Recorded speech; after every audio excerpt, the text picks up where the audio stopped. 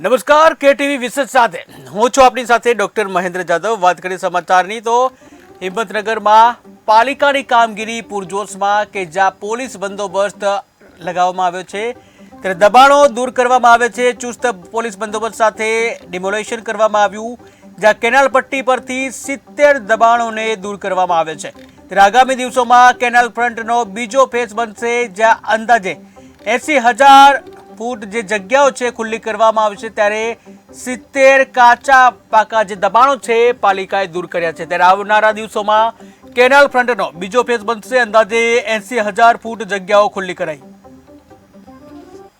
નગરપાલિકાના canal front પર આજે વિકાસના નામે વિનાશ થઈ રહ્યો છે એ આપ જોઈ રહ્યા છો।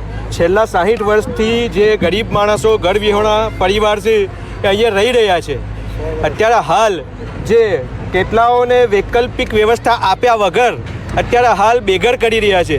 હિંમતનગર નગરપાલિકાને ભાજપની શાસક પક્ષની બેવડી નીતિ અહીંયા સ્પષ્ટ દેખાઈ આવે છે। ગરીબોના ઉપર તો એ લોકો બહુ બઢિયા સાબિત થાય છે, પરંતુ જે પોશ વિસ્તાર છે ત્યાં જેટલું બી બાળકો પાકું દબાણ થાય છે એ પાકું દબાણ દૂર કરવાની એમની તાકાત નથી। અહીં છાપરું બાંધીને દેતા હતા સાહેબ, એ બી પાડી નાખ્યું। સરકારના નામે એટલું જ કહીએ છીએ કે અમારી કોઈ સુવિધા કરી આલો સાહેબ, રહેવાની સગવડ કરેલ। અત્યારે આવા શિયાળામાં નાના છોકરા લઈને અમે ક્યાં ગઈએ ઠંડીમાં સાહેબ? બસ એટલું જ કહીએ છીએ સાહેબ, કરે અમને કોઈ લાભ આલ્યો નથી સાહેબ। અને અત્યારે આવી વસ્તી અમે બચ્ચા લઈને ક્યાં જઈએ શિયાળામાં સાહેબ?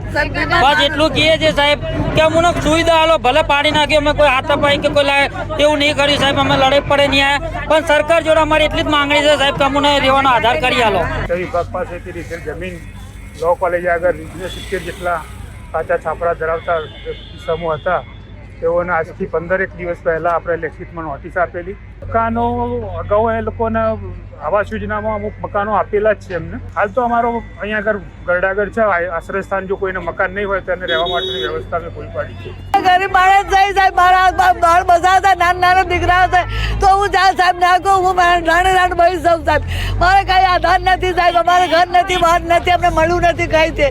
અને મારા છોકરા ધાબળામાં પડ્યા રહેતા હતા, એ સરકારે પાડી દીધા છે સાહેબ। તો હવે ગરીબ માણસ મારે બધાને જ્યાં આગળ અમે પડવા જાય સાહેબ।